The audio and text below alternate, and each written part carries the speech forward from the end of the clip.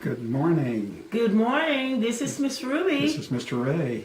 And we're with you again. Today we're going to continue in the series of aging.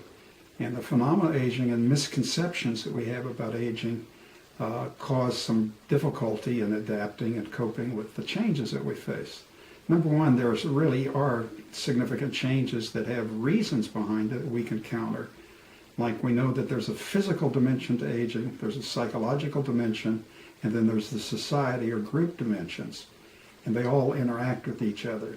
There's one myth is that the brain, you can no longer do the things you need to do. Mm-hmm. And at some levels that's true, but in terms of conception, articulation, and judgment, we improve with age, as long as we're active. The other dimension with aging is you have to pay attention to counter the elements of aging. And Ms. Ruby, why don't you, at 77, you've got skin of a 30-year-old and you've got a figure that still stops the street. Oh. So why don't you talk about some of the programs you do, dealing with aging with a total program of vitality. And that's what Ms. Ruby is renowned for. So why don't you talk about the anti-aging things that you do.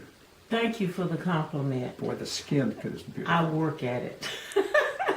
No, it's no such thing as just letting age just take its course. We all have to work at that. But anyway, one of the ways we work at, and I work at with my bed workouts. I exercise every day with that, and also to stimulate, you say the skin, stimulate the skin, and stimulate my whole body to keep my the vigor going.